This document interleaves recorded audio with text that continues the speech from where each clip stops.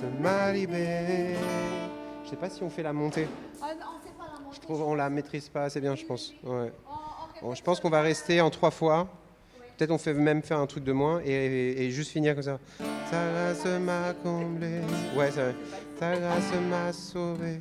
Ta grâce a pardonné. Ta grâce m'a comblé. Ta grâce m'a libéré. Ouais, on va finir comme ça. Ouais. Ouais. Ça vous va?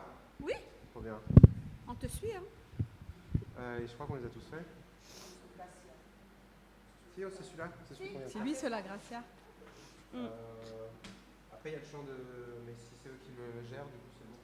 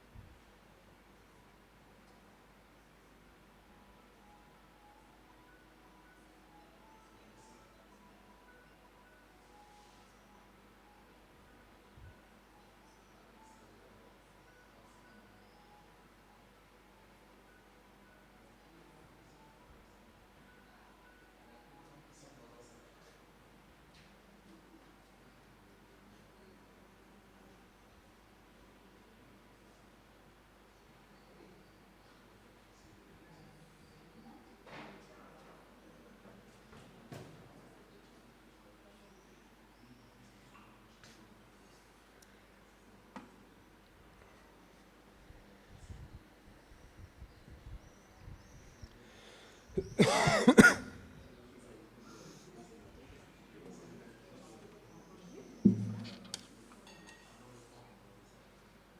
attends, j'essaie de remettre...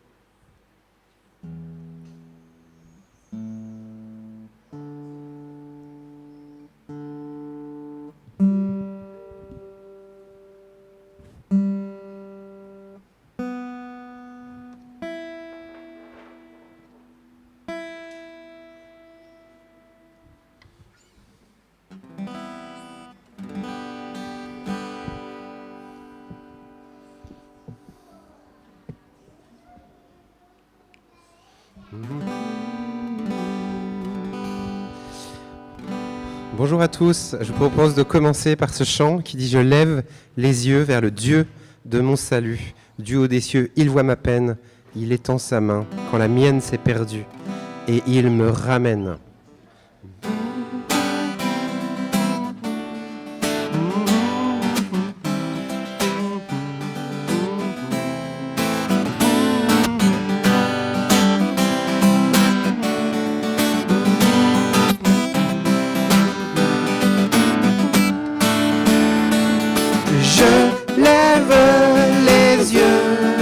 Le Dieu de mon salut, du haut des cieux, il voit ma peine, il étend sa main quand la mienne s'est perdue et me ramène. Je lève les yeux, je lève les yeux vers le Dieu de mon salut, du haut des cieux, il voit ma peine, il étend sa main quand la mienne s'est perdue et me ramène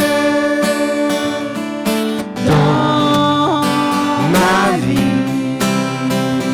Tant de cris, oh, oh, oh, et tant de larmes sous les coups du mépris. Oh, oh, oh, je n'ai qu'une arme, je lève les yeux vers le Dieu de mon salut, du haut des cieux. Il voit ma peine, il étend sa main quand la mienne s'est perdue et me ramène par sa grâce infinie. Oh, oh, oh, il me libère, il répond la vie, oh, oh, oh, à mes prières, je lève les yeux vers le Dieu de mon salut, du haut des cieux. Il voit ma peine, il étend sa main quand la mienne s'est perdue et me ramène. Je lève les yeux, je lève les yeux, je lève les yeux, Seigneur, je lève les yeux.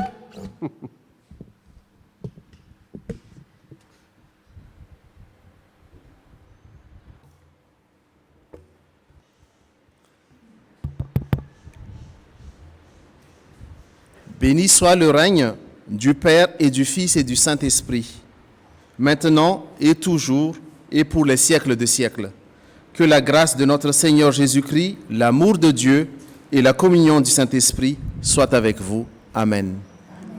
Prenez place.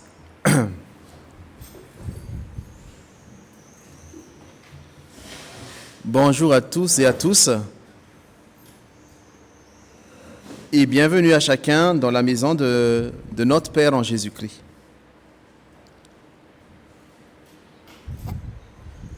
C'est dans l'amour et dans la joie de notre Seigneur que je vous salue aujourd'hui. Le Seigneur nous appelle, le Seigneur nous rassemble, il nous unit et on peut être confiant qu'il sera parmi nous pendant le culte de ce matin. Prions.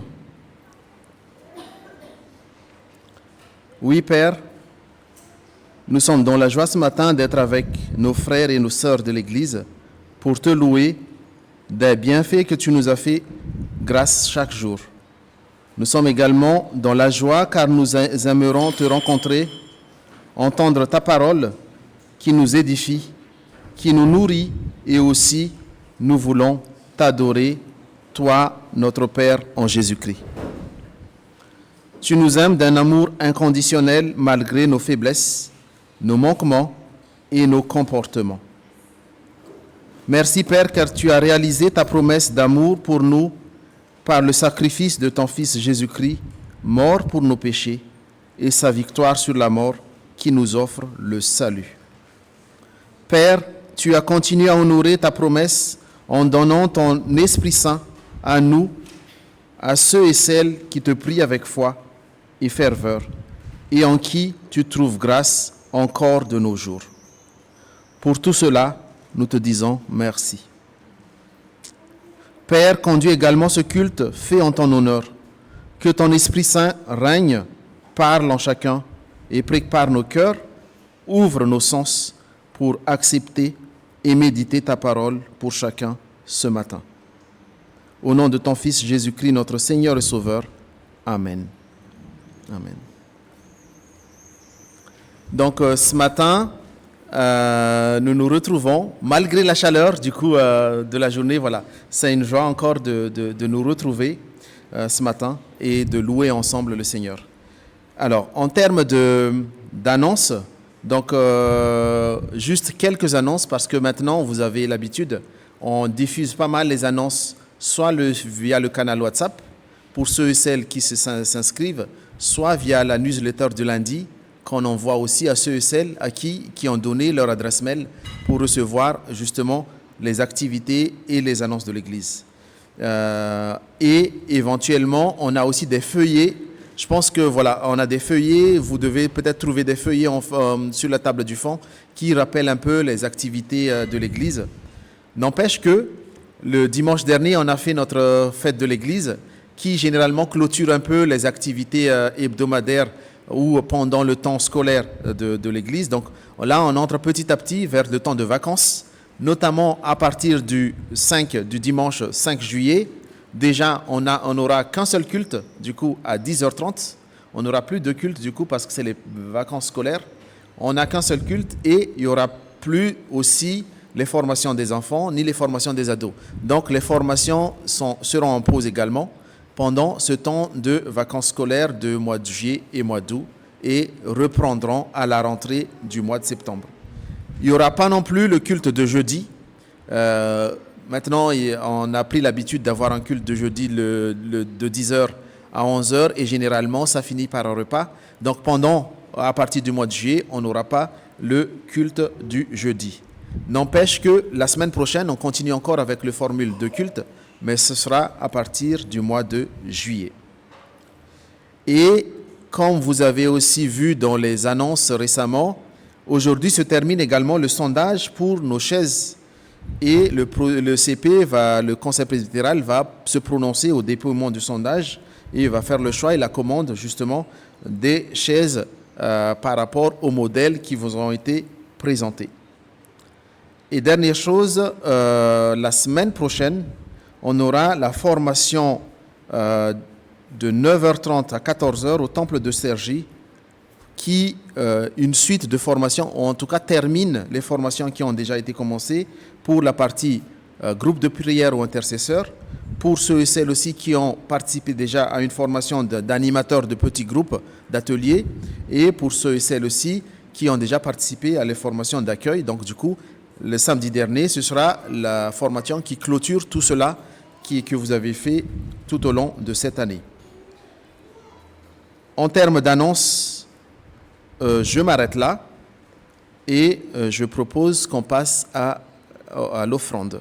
Donc, s'il y a des enfants qui veulent bien faire l'offrande, des enfants ou des grands d'ailleurs, qui veulent bien faire l'offrande.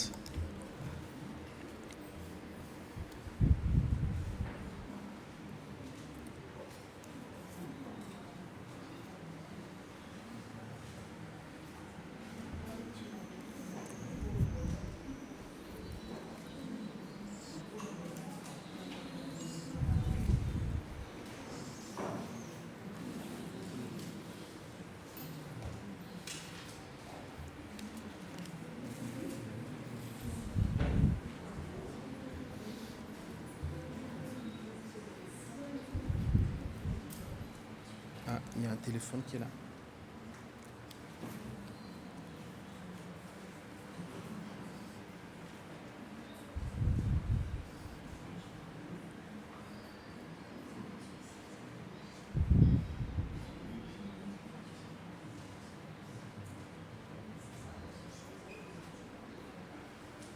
Oriane.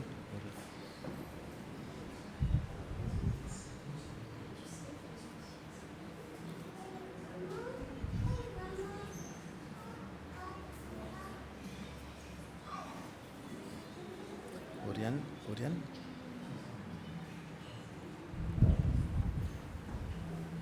Mathieu, tu veux faire la prière?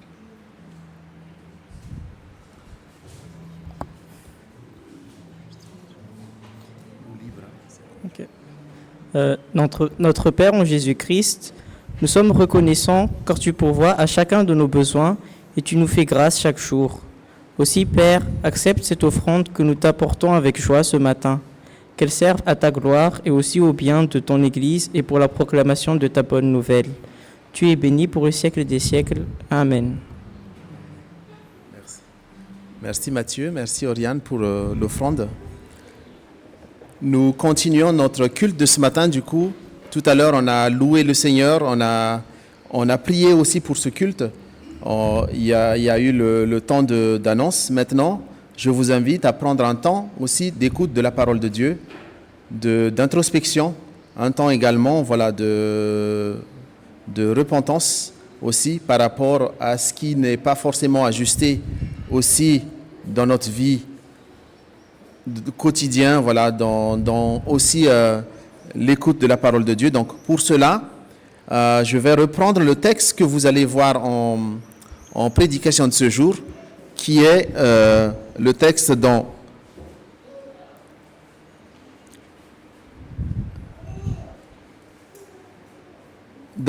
Ésaïe 58.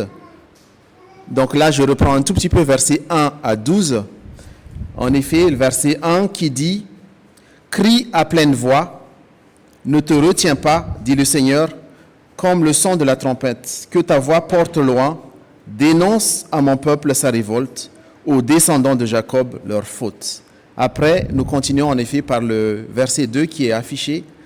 Le texte d'Ésaïe continue pour dire « Jour après jour, tournez vers moi, ils désirent connaître ce que j'attends d'eux. On dirait un peuple qui agit comme il faut et qui n'abandonne pas le droit proclamé par son Dieu. Ils réclament de moi de justes jugements et désirent ma présence. Mais ils me disent, à quoi bon pratiquer le jeûne si tu ne nous vois pas? À quoi bon nous priver si tu ne le sais pas? Alors je réponds, le Seigneur l'Éternel répond, constatez-le vous-même. Jeûner ne vous empêche pas de saisir une bonne affaire, c'est-à-dire de faire vos affaires, de vos business, ni de malmener vos employés. Quand vous jeûnez, vous vous querellez, vous vous disputez et vous donnez des coups de poing. Quand vous jeûnez ainsi, votre prière ne parvient pas jusqu'à moi. Est-ce en cela que consiste le jeûne tel que je l'aime, le jour où l'on se prive? Courber la tête comme un roseau, revêtir l'habit de deuil, se coucher dans la poussière, est-ce vraiment pour cela que vous devez proclamer un jeûne, un jour qui me sera agréable? Le jeûne tel que je l'aime, le voici. Vous le savez bien, c'est libérer ceux qui sont injustement enracinés, c'est les délivrer des contraintes qui pèsent sur eux, c'est rendre la liberté à ceux qui sont opprimés, bref, c'est supprimer tout ce qui les tient esclaves.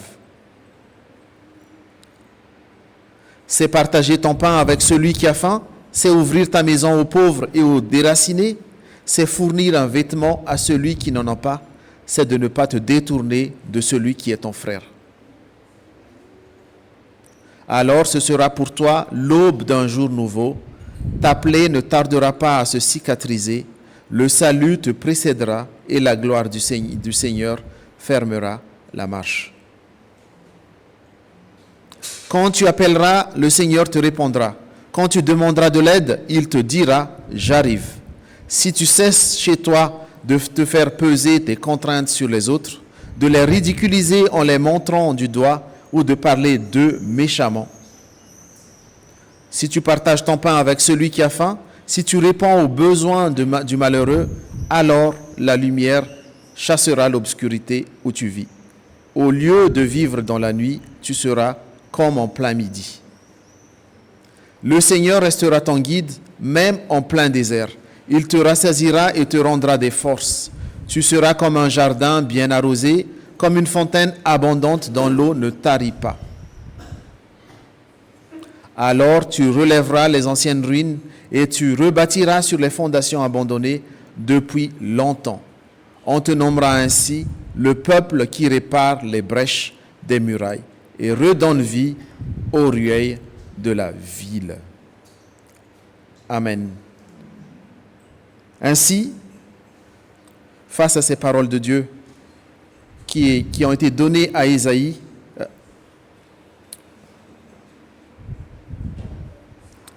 à l'époque du peuple d'Israël et à leurs chefs surtout, des chefs religieux, mais qui également, à travers ce texte aussi, qui également s'adresse à nous aussi, qui sont les enfants de Dieu, qui veulent aussi suivre justement la parole de Dieu.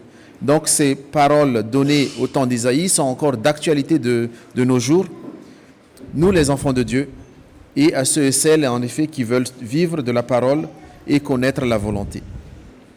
Ainsi, à travers ces quelques versets d'Isaïe 58, Dieu nous rappelle le jeûne qui lui est agréable et qui plaît à ses yeux. En effet, les versets 6 et 7, le Seigneur dit, ces paroles disent du Seigneur, « Le jeûne tel que je l'aime, le voici. Vous le savez bien, c'est libérer ceux qui sont injustement enracinés, c'est les délivrer des contraintes qui pèsent sur eux, c'est rendre la liberté à ceux qui sont opprimés. Bref, c'est supprimer tout ce qui les tient esclaves. C'est partager ton pain avec celui qui a faim, c'est ouvrir ta maison aux pauvres et aux déracinés, c'est fournir un vêtement à celui qui n'en a pas, c'est ne pas te détourner de celui qui est ton frère. Alors, ce sera pour toi l'aube d'un jour nouveau. Ta plaie ne tardera pas à se cicatriser, le salut te précédera et la gloire du Seigneur fermera la marche. Quand tu appelleras, le Seigneur te répondra. Quand tu demanderas de l'aide, il te dira « J'arrive ».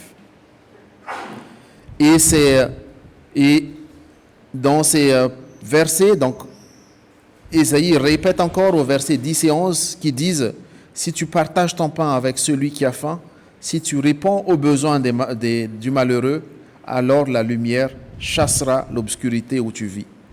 Au lieu de vivre dans la nuit, tu seras comme en plein midi. Le Seigneur restera ton guide, même en plein désert. Il te rassasiera et te rendra des forces.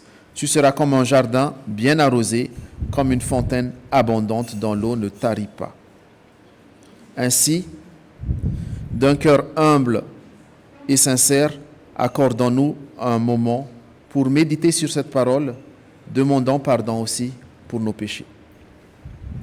Prions.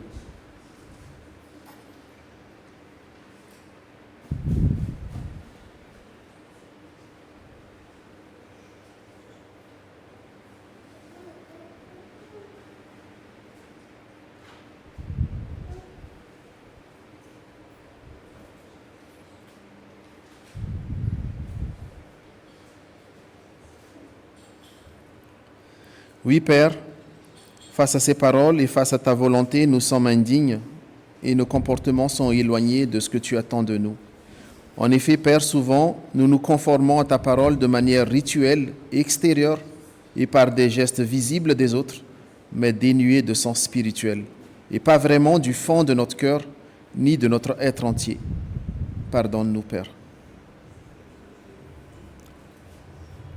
Nous te faisons de reproches également suite à nos prières, à nos demandes, à nos jeûnes, car nous pensons que tu n'écoutes pas nos demandes, alors que nous-mêmes, nous ne suivons pas ta parole et nos comportements nos actions sont indignes, car nous malmenons les plus fragiles à qui tu nous as confiés.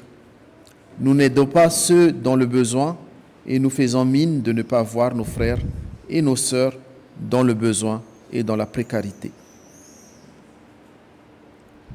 Nous ne partageons pas notre pain à ceux qui ont faim, ni ne prenons pas soin de ceux de qui sont les plus faibles, les plus fragiles surtout. Surtout, nous continuons à vivre dans le péché tout en te demandant de l'aide. Pour tout cela, pardonne-nous, Père, et transforme notre cœur de pierre en cœur de chair, capable d'entendre ta parole, de la méditer, de la vivre pleinement, pour qu'elle devienne parole de vie pour chacun de nous. Pardonne, Père, et aie pitié de nous. Père, nous sommes conscients que loin de toi, loin de ta parole et sans ton Esprit Saint, notre vie est vouée à la perdition et à la mort. Aussi, d'un cœur humble et sincère, nous te prions de nous donner, de nous pardonner, de nous envoyer ton Esprit Saint comme consolateur et conseiller, et qu'il restaure la relation d'amour et de confiance et de paix que nous avons avec toi, notre Père. Par le nom précieux de ton Fils Jésus-Christ, notre Sauveur et Seigneur. Amen. Ainsi, chers frères et sœurs, je vous invite à vous lever pour recevoir l'amour et le pardon de Dieu.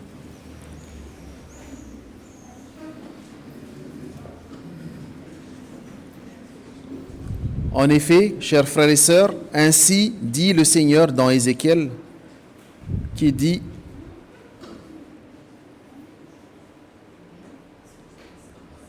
Je vous aspergerai d'eau pure et vous serez purifiés. Je vous purifierai de toutes vos impuretés et de tous vos idoles. Je vous donnerai un cœur nouveau et je mettrai en vous un esprit nouveau. Je retirerai de votre corps le cœur de pierre et je vous donnerai un cœur de chair. C'est mon esprit que je mettrai en vous, ainsi je vous ferai suivre mes prescriptions, garder et respecter mes règles. Vous habiterez le pays que j'ai donné à vos ancêtres, vous serez mon peuple et je serai votre Dieu.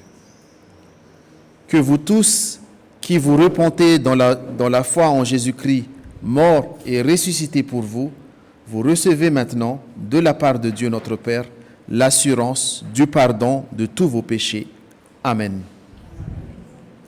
Ainsi donc, je vous invite à chanter les chants de louange et d'adoration suivant Abba Père, Sola Gratia, pour la reconnaissance et pour adorer Dieu notre Père.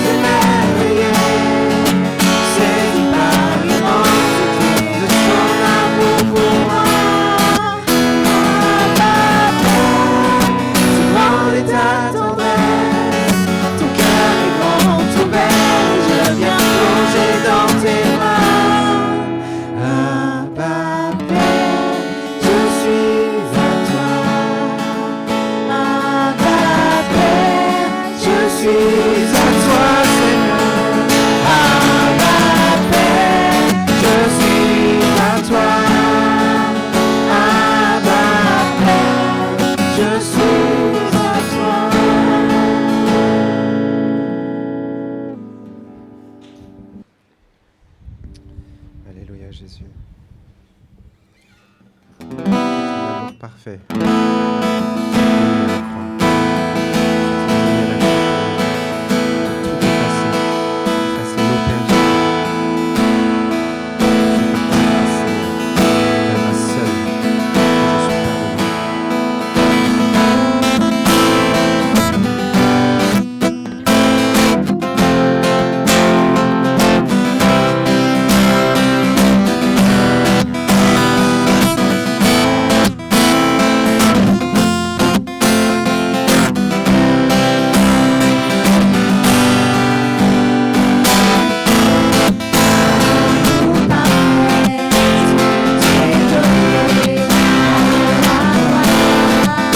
Tout est effacé. Effacé nos péchés. Ta grâce seule. Je suis pardonné. Tout est effacé. Mes péchés, tout est chargé sur le roi. C'est par ta grâce, c'est seule que je suis pardonné. C'est par ta grâce, c'est seule que tu m'as racheté.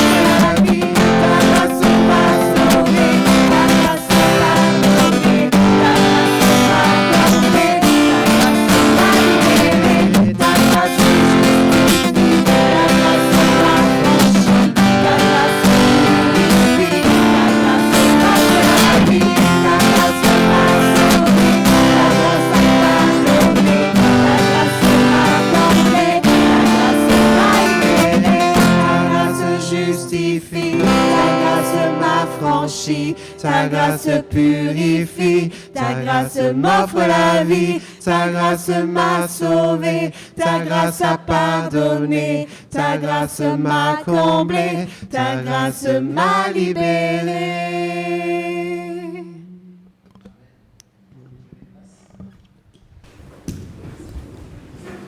Du coup, après avoir reçu la grâce de Dieu, du coup maintenant c'est à vous aussi de témoigner justement. On est dans l'action de grâce par rapport à ce qui est arrivé dans votre vie hier, la semaine prochaine, le mois dernier. Il y a Noël du coup qui lève la main. Donc il y a Féno qui va passer le micro. Merci Noël.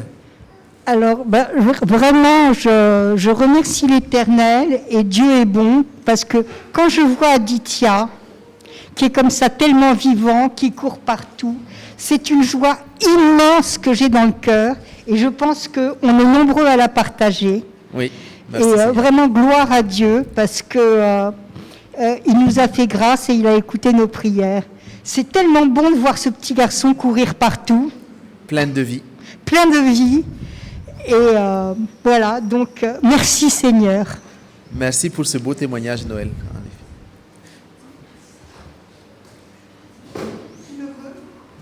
Donc voilà, est-ce qu'il y a d'autres personnes aussi qui veulent bien témoigner aussi, rendre grâce également? Non, moi je... Ah, marche pas. Marche pas Thomas? Là c'est bon. Non, moi je voudrais remercier le Seigneur parce que quand on dit qu'il pourvoit tout, il pourvoit tout. Je voudrais vous témoigner, donc je me suis séparée il y a 3 ans du papa de mes enfants, qui n'était pas chrétien. Donc on était propriétaire d'une maison. J'ai signé la maison, je me suis enlevée du fait que je n'étais plus propriétaire. Et donc, il s'avère que propriétaire, ça veut dire que j'avais plus de domicile. Et Dieu a fait la grâce, en fait, que le village dont je suis tombée amoureuse il y a 17 ans, un appartement s'y libère. Et en 1 semaine de temps, le Seigneur me l'a donné. Et donc, j'ai été le visiter hier. Avec les enfants, on est très heureux, on reste dans notre village. Et voilà, je voudrais remercier le Seigneur parce que depuis que je suis toute petite, dès que j'ai très très peur de me dire dans quelle situation je vais être, Seigneur, j'ai peur. À chaque fois, il fait en sorte que je m'inquiète pas trop longtemps parce que à chaque fois, il met du m'aide extraordinaire. Il est là, c'est vraiment le papa extraordinaire. Voilà, juste pour te dire que Seigneur, je t'aime d'un amour incroyable tellement tu me donnes tout. Voilà, gloire à Dieu vraiment. Merci. Merci Marilène pour ce beau témoignage. Amen. Oui, Vanessa.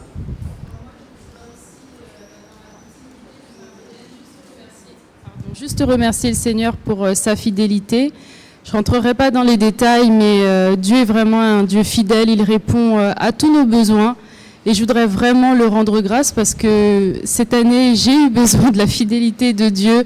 Et vraiment, il a pas manqué. Donc, je voudrais vraiment glorifier le Seigneur parce qu'on a un papa qui est merveilleux, qui prend soin de nous et qui répond même aux soupirs, aux prières non exprimées. Donc, vraiment, toute la gloire au Seigneur. Amen. Merci pour ce témoignage, Vanessa, et pour Marilène aussi. Voilà. En effet, le Seigneur œuvre à sa manière dans notre vie et ça nous surprend des fois. Je pense qu'on va s'arrêter là. Je regarde vers Arnaud. Je te laisse la place, Arnaud.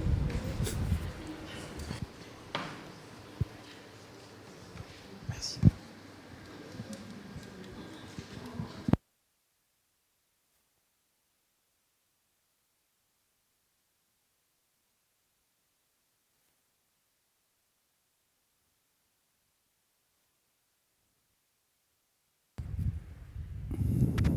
Là, normalement, vous devez entendre. Non ? Ça fonctionne ? C'est bon. Tout à l'heure, Andrea, pour le triptyque loi, repentance, volonté de Dieu, il vous a lu un passage du livre d'Ésaïe, du grand prophète Ésaïe. Grand prophète parce que son livre, il est quand même assez imposant. Il fait 66 chapitres. Et l'ensemble du livre d'Ésaïe, il couvre une période qui a été compliquée pour le territoire de Canaan, parce que dans le royaume du Nord, il y a eu un empire, l'empire assyrien, qui est venu attaquer ce royaume du Nord et qui est venu l'occuper et qui a emmené les élites, les hauts fonctionnaires, les dirigeants en Assyrie. Ça a été compliqué pour le peuple juif qui était dans le royaume du Nord, qu'on appelle le royaume d'Israël. Ça a été compliqué pour ceux qui vivaient dans la capitale, elle s'appelait Samarie.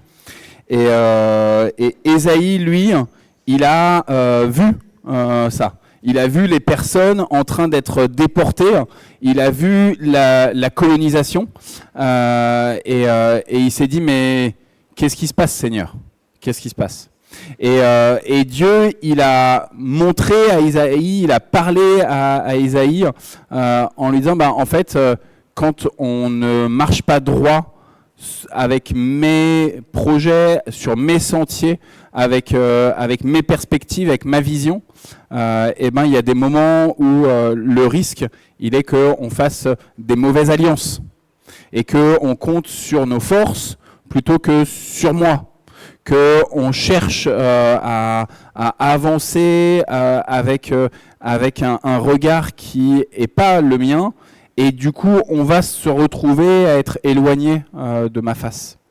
Et Ésaïe, il voit ça, il constate ça sur le royaume du Nord, mais il reçoit aussi de la part du Seigneur que, attention, parce que ça va arriver aussi dans le royaume du Sud, dans le royaume de Juda. C'est un seul peuple, c'était 2 royaumes, il y avait une division entre les 2 royaumes, mais il reçoit cette parole sûre et certaine que le royaume du Sud, le royaume de Juda, dans quelques temps, dans un peu de temps, il va connaître le même sort, et que la capitale du royaume du Sud, qui s'appelle Jérusalem, elle aussi, elle va tomber.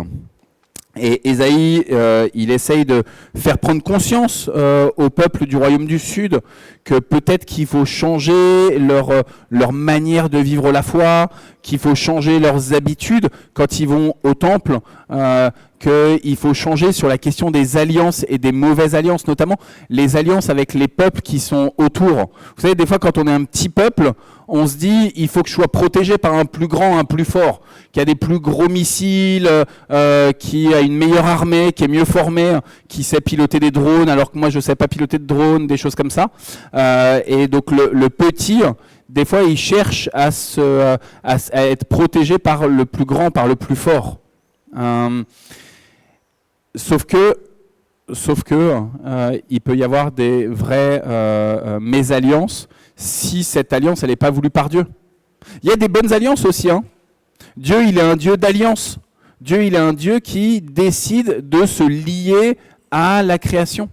Il dit, je crée, mais je reste lié. Et malgré le fait que la création, elle n'en fait qu'à sa tête, je cherche sans cesse à revenir vers elle parce que je me suis engagé, je me suis lié à elle. Donc Dieu, il est un Dieu d'alliance.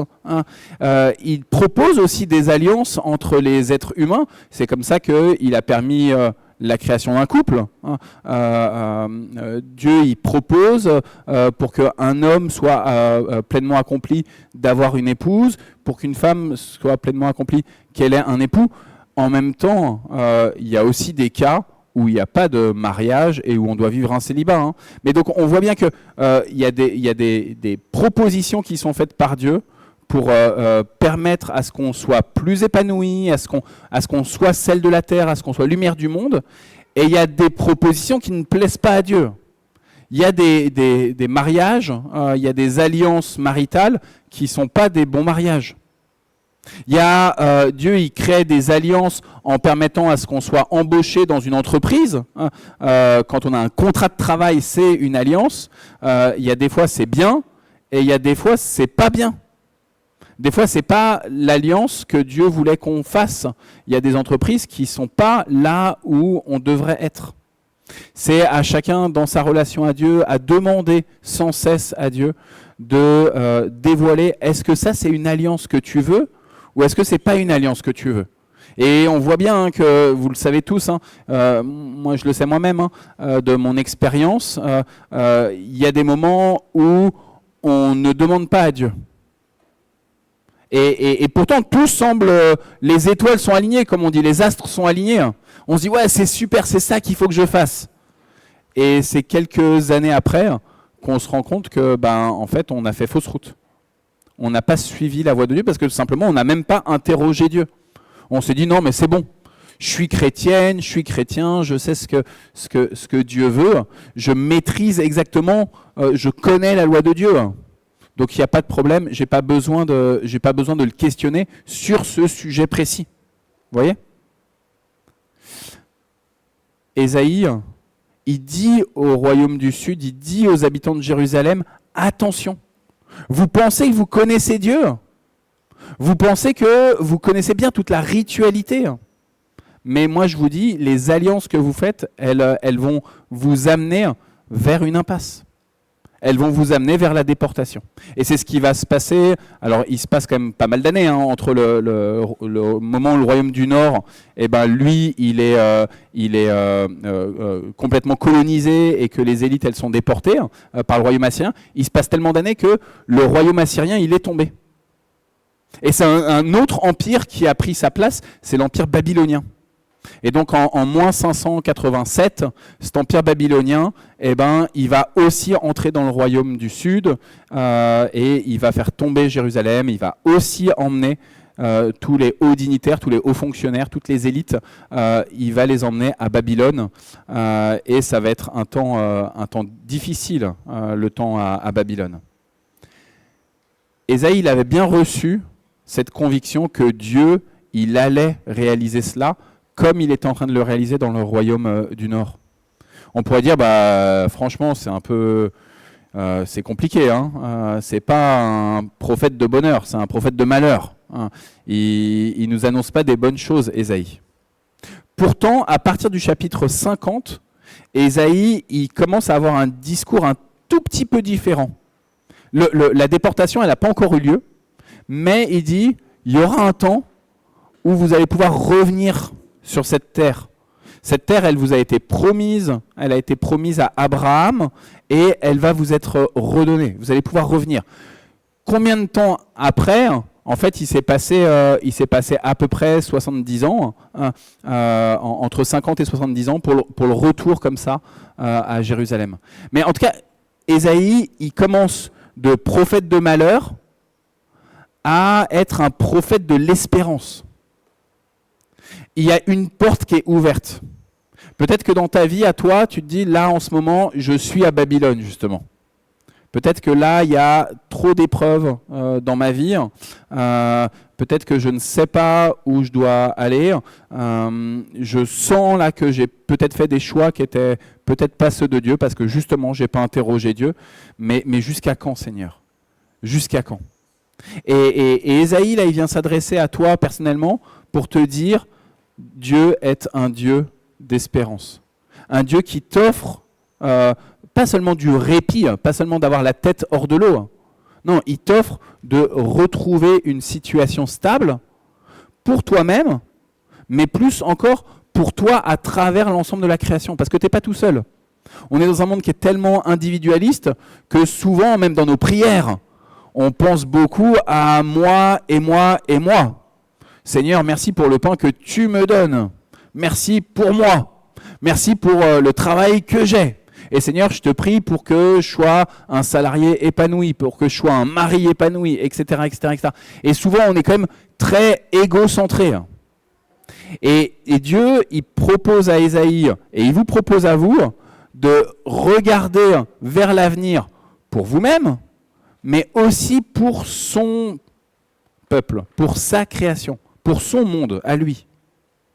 Si Dieu il veut prendre soin de toi, c'est aussi parce qu'il veut prendre soin de l'ensemble de sa création. Il ne veut pas prendre soin juste de Richard. Il veut prendre soin de chacune et chacun d'entre vous ici, mais il veut prendre soin aussi de ceux qui sont dehors, de ceux qui le connaissent et de ceux qui ne le connaissent pas. De ceux qui pratiquent une religion, comme de ceux qui ne pratiquent pas de religion. Et donc on arrive justement sur ce chapitre, sur ces versets que Andrea il vous a lus, et vous allez les réentendre pour comme ça vous allez bien les mémoriser. Jour après jour, tournez vers moi, ils désirent connaître ce que j'attends d'eux. On dirait un peuple qui agit comme il faut et qui n'abandonne pas le droit proclamé par son Dieu. Ils réclament de moi de justes jugements, ils désirent ma présence. Mais ils me disent, à quoi bon pratiquer le jeûne si tu ne nous vois pas?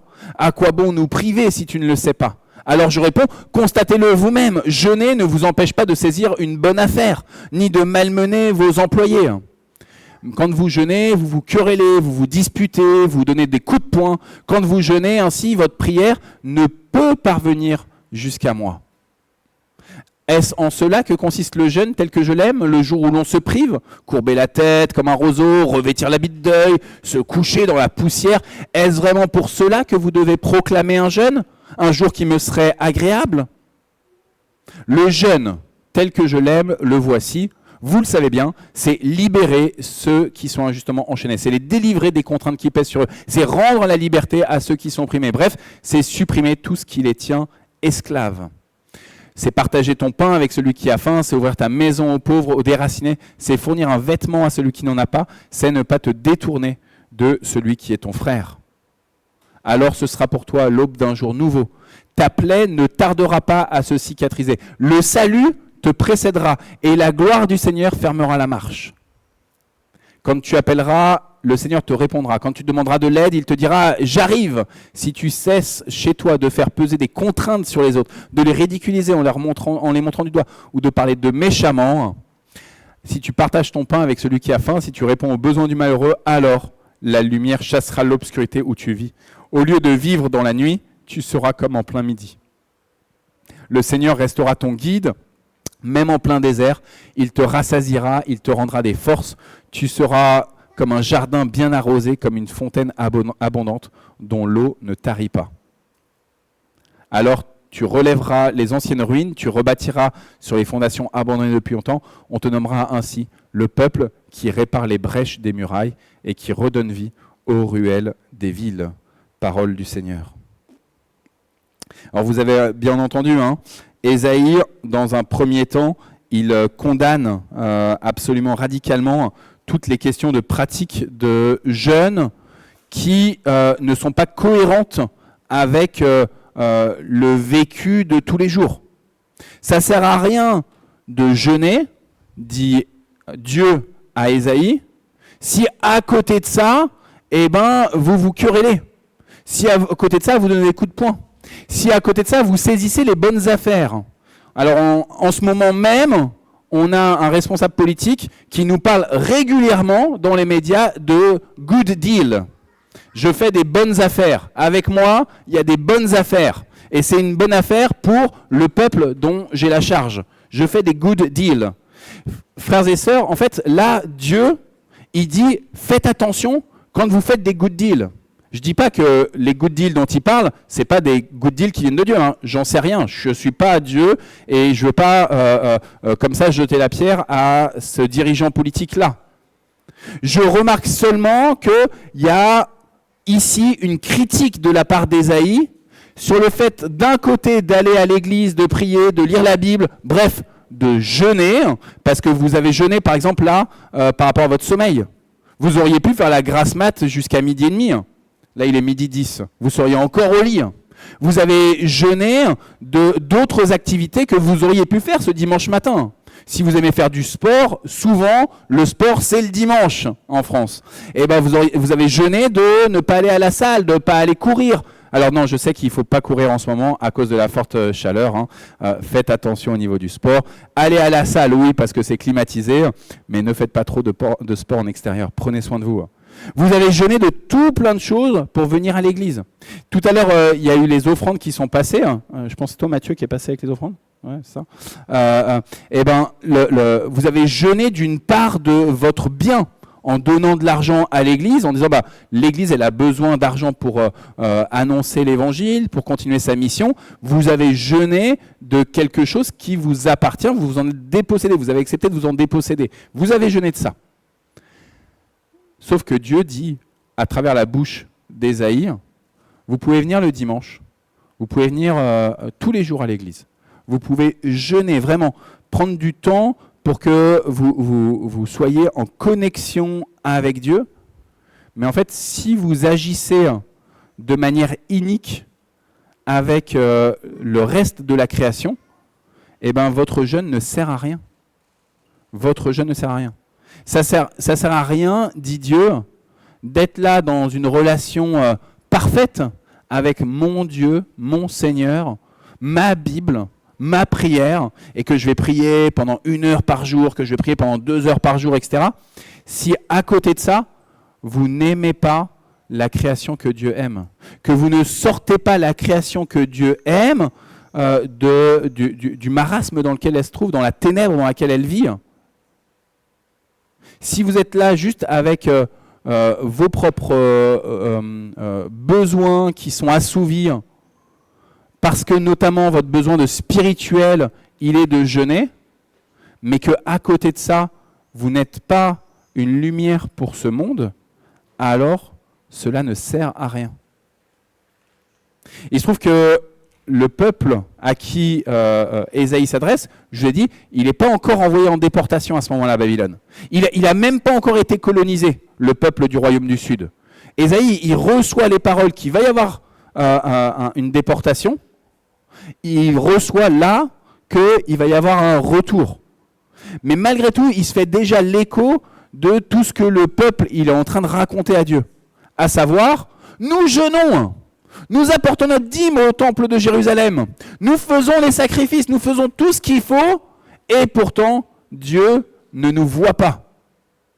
Dieu ne nous voit pas. Enfin, est-ce que vous pensez que Dieu, il vous voit partout où vous êtes? C'est une question. C'est une question qui n'est pas anodine en fait. Parce que là, on le dit à l'église comme ça, oui, Dieu, il est partout. Mais la réalité, c'est que dans Genèse chapitre 3, quand Adam, Ève, ils sont influencés par le serpent, qu'est-ce qu'ils font? Ils vont prendre le fruit de l'arbre de la connaissance du bien et du mal. Non, celui-là, c'est bon. Ils vont prendre ce fruit-là. Leurs yeux, à ce moment-là, sont en capacité de se rendre compte de quelque chose qu'ils n'avaient jamais remarqué, à savoir qu'ils étaient tout nus. Et donc, qu'est-ce qu'ils vont faire? Puisqu'ils sont tout nus, ils se sentent en vulnérabilité. Mince, on me voit, ma chérie me voit tout nu, mon chéri me voit tout nu, je suis pas très à l'aise, etc. Mais surtout, d'autres vont me voir tout nu. Parce que, encore, l'intimité dans le couple, c'est juste naturel de se voir tout nu. Mais là, d'un seul coup, il y a, mince, comment je vais me retrouver face aux autres? Et donc, qu'est-ce qu'ils font? Ils prennent des feuilles et ils se font des vêtements avec les feuilles. C'est bon, comme ça, au moins, je serai caché. Malgré le fait qu'ils se cachent leur nudité, ils entendent la voix de Dieu les interpeller et ils vont se planquer. Ils vont se planquer. Et du coup, Dieu, il les interpelle en disant « Où es-tu ? Où est-ce que tu te situes à l'heure actuelle ? Où tu te trouves là, à l'heure actuelle ? Dans ma relation avec toi, dans ce territoire-là, où est-ce que tu es ? Est-ce que Dieu, il sait exactement où Adam et Ève sont ? Bah oui, il le sait. Si vous allez à Mantes-la-Jolie, il le sait. Si vous allez à Rosny, j'allais dire Rosny-sous-Bois, non, à Rosny-sur-Seine, ça c'est mon 93. Si vous allez à Rosny-sur-Seine, Dieu, il le voit. Si vous allez n'importe où dans le monde, Dieu le voit. Sauf que Adam et Ève, par réflexe, parce que quand on commet un péché, eh ben, on a le réflexe de vouloir le cacher, de vouloir se dire, ok, mon petit péché là, eh ben, je vais le planquer dans le caronne. Ici, il y a un trou, personne ne le verra. Je vais mettre le caronne comme ça, hop, ni vu ni connu, c'est bon, personne ne le voit. Ouais, mais Dieu, il voit ce qu'il y a dans le caronne. Dieu, il voit absolument où Adam et Ève, ils se situent. Malgré tout, il les appelle en disant, où est-ce que tu te situes ? Où est-ce que tu te trouves ? Dans quel état profond tu es ? Et il vient chercher comme ça dans nos tripes, il vient nous chercher dans nos angoisses, il vient nous chercher dans nos culpabilités, il vient nous chercher dans tous nos faux semblants. Dans tous ces moments où, comme le dénonce Ésaïe, on vient le dimanche à l'église et on va chanter, et on va louer, et on va prier, et on va aussi faire bonne figure en se saluant les uns les autres, on va faire le bon pasteur. Et où à côté de ça, eh ben, le reste de la semaine, on agit mal, très mal. Que ce soit auprès de nos plus proches, que ce soit dans le reste du monde. Éventuellement, on peut être un super papa, un super mari, on peut être très très très bien aussi à la maison, mais juste être méchant dans le reste du monde en ne prenant pas soin du reste du monde. Juste parce qu'on se dit, je me concentre uniquement sur ma relation à Dieu à l'église, ma relation à ma famille, c'est ça le plus important, et le reste... c'est aux autres de s'en occuper. Ouais, mais si tout le monde pense c'est aux autres de s'en occuper, personne ne va s'en occuper. Or, Dieu, il vous a appelé à être sel de la terre et lumière du monde. Alors, le défi, il est grand. Hein. Le défi, il est grand, parce que c'est pas juste vous devez être le sel de votre famille, la lumière de votre famille. Non, c'est sel de la terre, lumière du monde. Peut-être qu'il y en a certains parmi vous qui vont physiquement devoir changer de pays, aller ailleurs. Peut-être qu'il y en a, ils doivent juste changer de lieu culturel, de contexte culturel différent.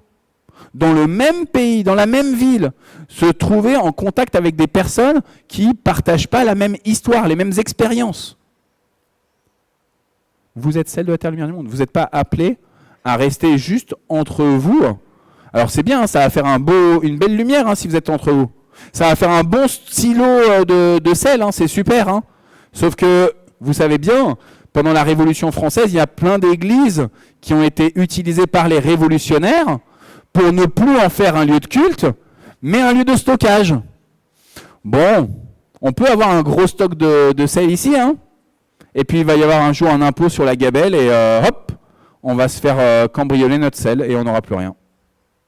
Et en attendant, le monde qu'aura eu besoin au présent, ici et maintenant, de votre sel, il ne l'aura pas eu. Et il y aura eu des gens qui seront restés dans leurs ténèbres. Alors voilà, Ésaïe, il est dur là, au début de son chapitre là, mais je vous ai dit, c'est un prophète qui commence à parler de l'espérance. Et il parle bien là d'un sujet très précis, à savoir que quand on commence à prendre conscience qu'on se doit, en tant qu'enfant de Dieu, de réussir à être cohérent entre nos actions et notre discours, quand on commence à en prendre conscience, ça ne veut pas dire qu'on va y arriver, mais juste quand on commence à en prendre conscience, alors Dieu va pouvoir nous parler. Hier, j'ai été faire des courses à Auchan. Je ne vais jamais à Auchan-Buchelet, mais il se trouve que le Carrefour Market d'à côté d'ici ne fait plus de pain azime. Et pour ceux qui viennent des fois au culte de 9h30, où on a Sainte Seine tous les dimanches, on fait la Sainte Seine avec le pain azime. Donc ça fait à peu près 3 semaines, 1 mois qu'on n'a plus de pain azime, donc on fait avec du pain levé. C'est un peu dommage parce qu'on avait donné un peu cette tradition-là, etc. Et donc je prends ma tati avec moi, avant de rejoindre Isabelle et les enfants, et on prend la voiture et on va au champ. Et on arrive au champ, et là c'est super, il y a une place juste là devant nous. Tchac, tchac, tchac, je me gare avec la voiture. Paf, je me gare avec la voiture. Et on n'a pas beaucoup de temps, on est pris par le temps. Il faut qu'à 20h, on soit à la salle Jacques Brel. Là, il est 19h30. Et donc, du coup, je dis à ma tati, allez, viens, on y va. Elle me dit, ah non, mais on n'a pas le temps, je reste dans la voiture si tu veux. Je dis, mais ça sert à rien que tu restes dans la voiture au chaud. Il faut qu'on y aille ensemble. De toute façon, si tu attends, ça ne sert à rien. Tu n'as pas les clés de la voiture, tu ne vas pas conduire toi toute seule à aller à la salle Jacques Brel. Donc, je prends ma tati, on y va. Du coup, ma tati, elle voit quoi ? Alors, c'est la tati d'Isabelle. Je dis ma tati, mais par alliance, ça devient ma tati. Mais du coup, ma tati voit comment je me suis garé. Et là, elle voit quoi ? Je me suis pas garé sur une place PMR, ça va, c'est déjà pas mal. Mais je me suis égaré à cheval sur deux places. Vous voyez, quand il n'y a pas beaucoup de place et qu'on n'est pas content qu'il y ait une personne qui se soit mal garée là. Et ma tati, elle me dit sur le chemin, dites donc, Arnaud, je trouve que c'est pas très cohérent avec ta foi là. T'es chrétien et tu te gares comme un sagouin. Alors ça, c'est moi qui dis sagouin parce qu'elle n'a pas dit ce mot-là. Et en fait, elle m'a fait prendre conscience là. Alors j'avais vraiment pas de temps et je demande pardon au Seigneur et je demande pardon à ceux que j'aurais offensés. Notamment, il y a une voiture qui s'est retrouvée du coup derrière moi. Elle a été sur la voie, le passage piéton, etc. Je pense qu'il n'y a pas eu d'accident après ou de piéton écrasé, j'espère. Mais vous voyez, en fait, effet de domino, ça peut être très grave. Juste le fait que je me sois mal garé. Mais ce que je pointe là, c'est que heureusement, ma tati, elle m'a dit, mais Arnaud, elle est où la cohérence là ? Tu es pasteur, tu vas à l'église le dimanche, tu vas peut-être à l'église le jeudi, etc. Et elle est où ta cohérence si tu te gares n'importe comment ? Je me souviens, on avait un frère dans l'église qui s'appelait Alain, qui est décédé maintenant il y a 5 ans, je crois, ou 6 ans. Et Alain, c'était un frère qui avait un problème avec l'alcool, un gros problème avec l'alcool. Mais Alain, quand il venait, il était souvent ivre, il dormait dans l'église, il tombait même par terre, etc. C'était compliqué. Et Alain, quand on marchait ensemble dans les rues de Mantes, on arrivait à un passage piéton, il regardait si le piéton était passé au vert, et là, il se donnait l'autorisation de passer. Et moi, je ne me donne pas l'autorisation de passer que quand le passage piéton il est vert. Je me donne l'autorisation à moi-même, parce que je suis dans mon libre arbitre, de passer même quand le passage piéton il est rouge. Et Alain, mon frère qui avait ses problématiques avec l'alcool, il m'a dit, mais Arnaud, elle est où la cohérence là ? Entre ta foi chrétienne, le respect des règles que Dieu pose, le respect que Dieu il donne des règles aussi à la société, même si des fois on peut trouver qu'elles ne sont pas tout à fait justes, mais que la société se donne et qu'on doit bénir les autorités, on doit prier pour les autorités, etc. Et le fait que là, t'y vas. Et est-ce que tu te rends compte de l'exemple que tu montres à ceux qui te voient, qui sachent que s'ils savent que tu es pasteur ou s'ils ne le savent pas que tu es pasteur, tu viens montrer quelque chose, ou tu participes à montrer quelque chose. Elle est où la cohérence ? Ça m'a beaucoup marqué. Je vous avoue que j'ai du mal encore à respecter les passages piétons quand ils sont au rouge à pas traverser. Mais n'empêche que le frère Alain, il m'a fait prendre conscience, comme ma tati, m'a fait prendre conscience de elle est où la cohérence ? Et ça, c'est le premier pas pour Ésaïe, pour que Dieu puisse venir nous travailler dans notre cœur. À partir du moment où on commence à recevoir qu'on est incohérent entre notre pratique spirituelle, notre ritualité et notre être dans le reste du monde, alors Dieu peut s'engouffrer. Dieu peut s'engouffrer. Thomas, est-ce que tu peux nous remettre juste le verset numéro 9, s'il te plaît ?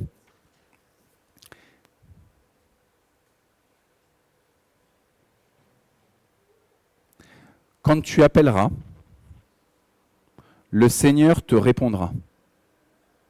Quand tu demanderas de l'aide, il te dira « j'arrive ».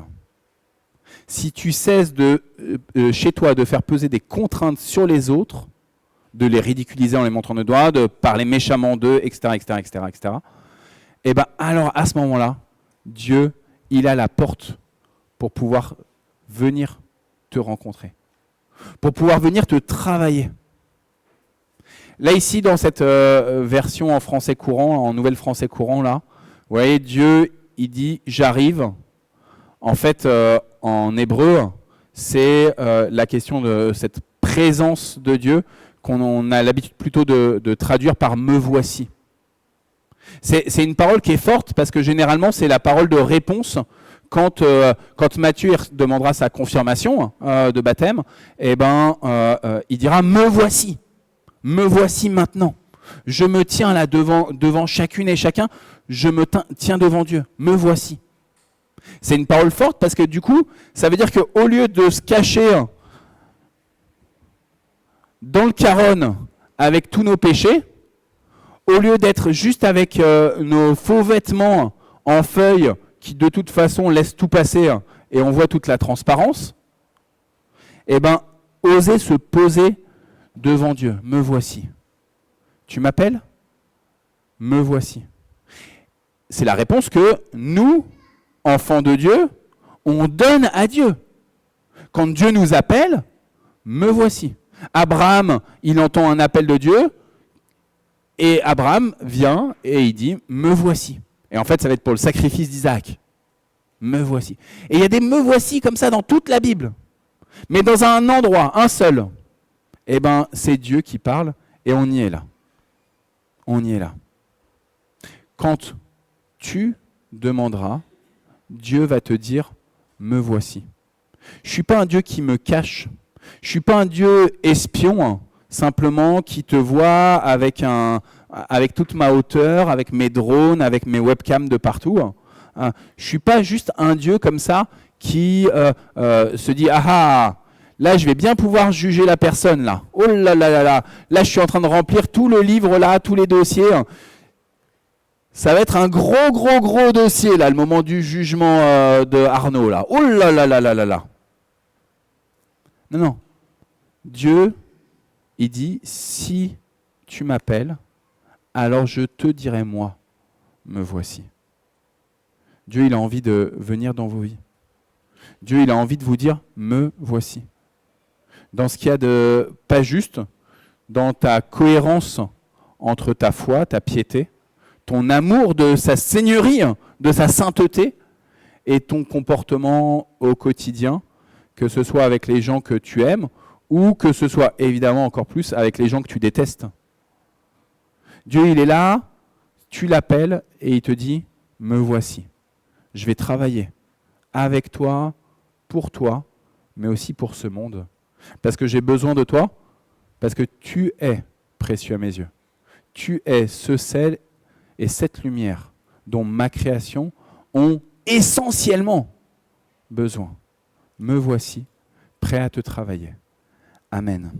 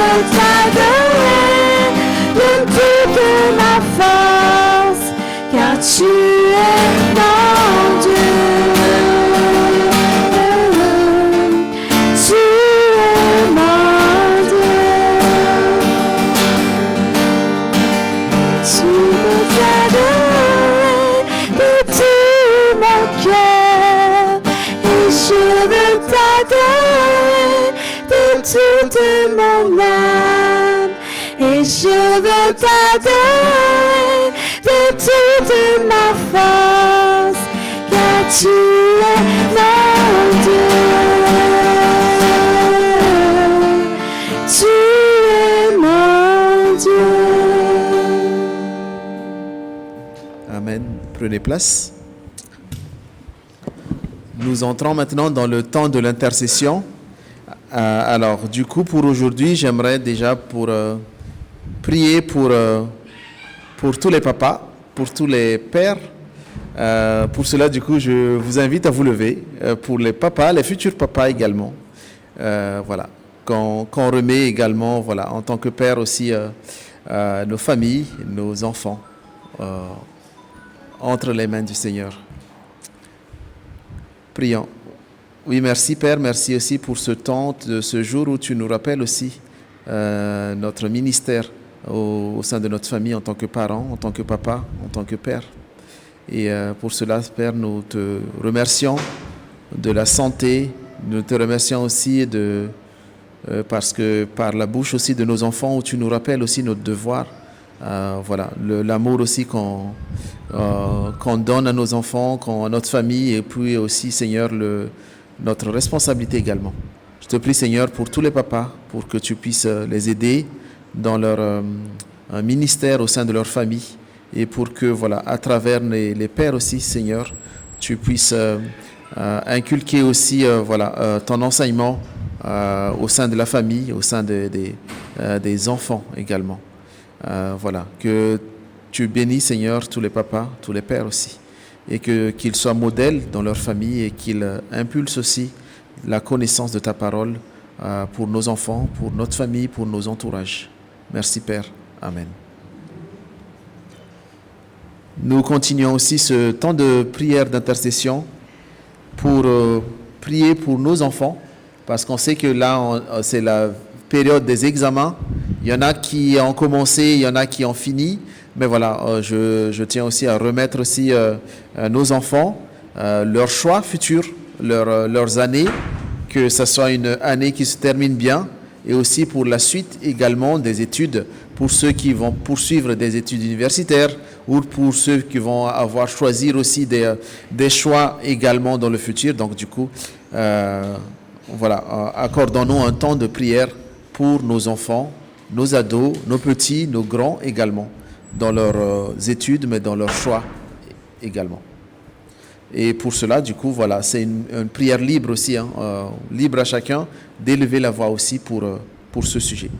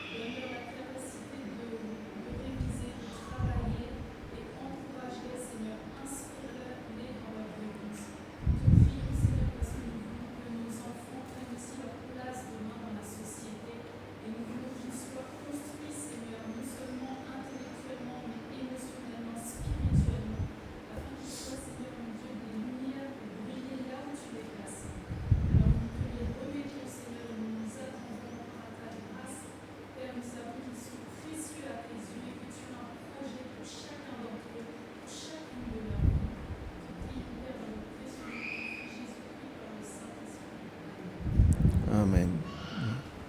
Et nous continuons ce temps d'intercession aussi pour remettre entre les mains du Seigneur nos sœurs, nos frères qui ont été en deuil, qui traversent des moments difficiles dans leur vie, ou ceux et celles également qui sont malades. Et donc nous les remettons entre les mains de Dieu, notre Père. Prions.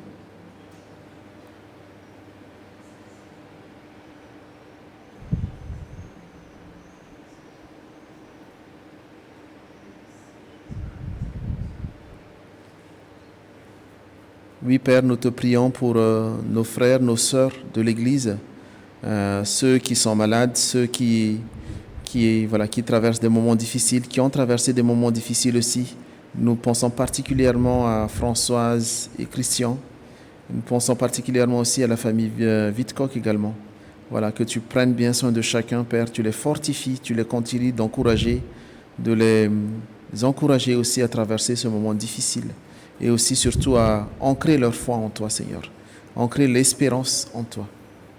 Te prions aussi pour ceux et celles de nos familles, de nos connaissances qui sont malades, qui ont besoin de ta guérison, qui ont besoin que voilà, ta main forte, puissante, Seigneur, puisse les guérir, les fortifier, les encourager aussi. Et que ces personnes ne perdent pas espoir en toi, mais au contraire que c'est un moment aussi où on s'accroche à ton espérance, on s'accroche aussi à ton amour et qu'ils sentent, Père, ta présence auprès d'eux. Amen. Et enfin, nous prions aussi pour la famille, ceux et celles aussi qui vivent des situations difficiles. En ce moment, on entend parler de guerre partout, de violence également. Donc du coup, remettons également la famille, les femmes, les enfants, les jeunes qui vivent dans ces situations difficiles en ce moment, soit à cause de la guerre, soit à cause des violences, et aussi nos frères et sœurs qui sont persécutés aussi. Prions.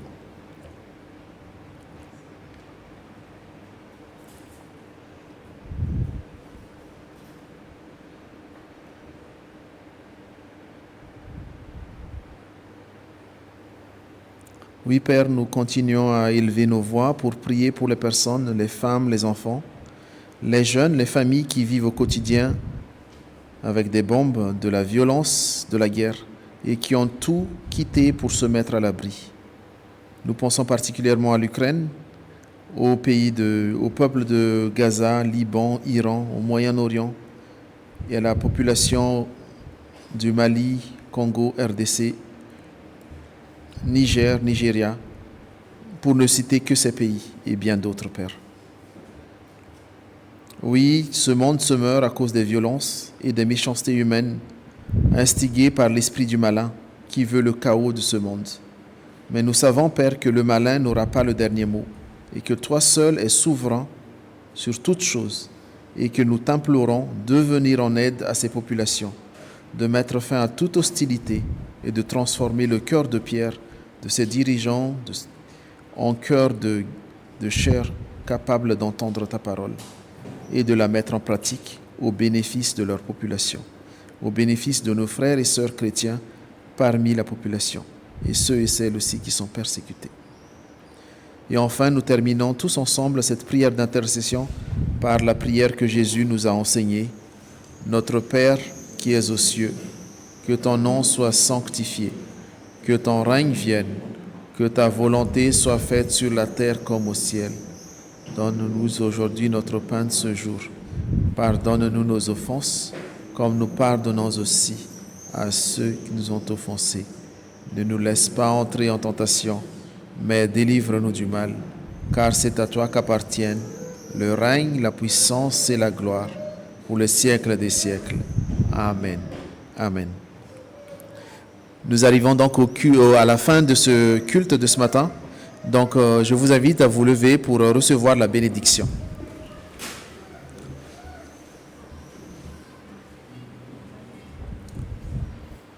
Que Dieu, source de paix, vous sanctifie totalement et que votre être, l'esprit, l'âme et le corps soient gardés sans reproche lors de l'avènement de notre Seigneur Jésus-Christ.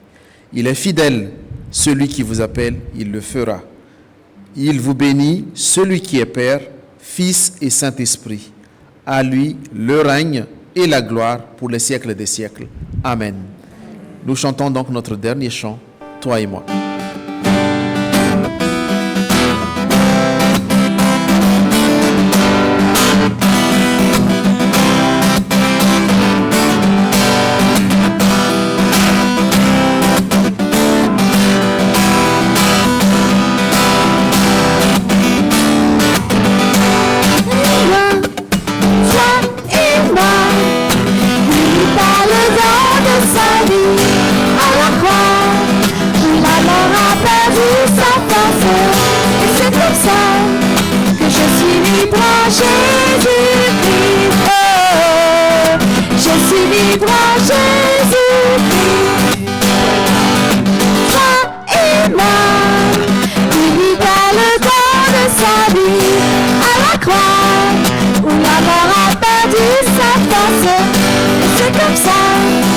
Je suis libre en Jésus-Christ. Oh, je suis libre en Jésus-Christ.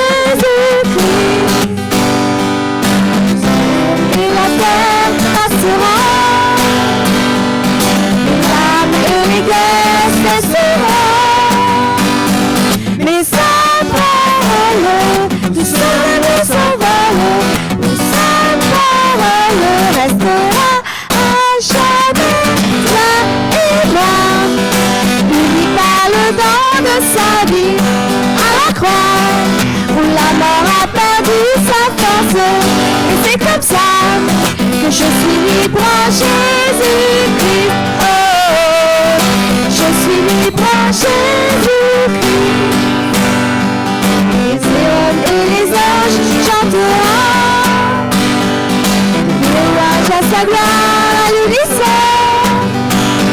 En sa présence, nous irons dans de danse.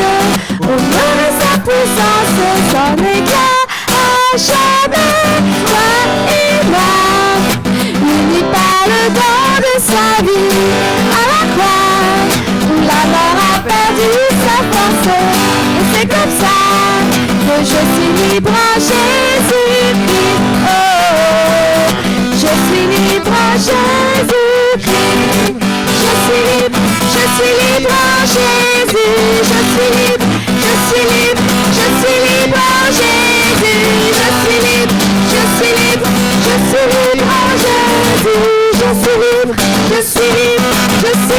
en Jésus. Je suis libre en Jésus. Unis par le don de sa vie. À la croix, où la mort a perdu sa force. Et c'est comme ça que je suis libre en Jésus.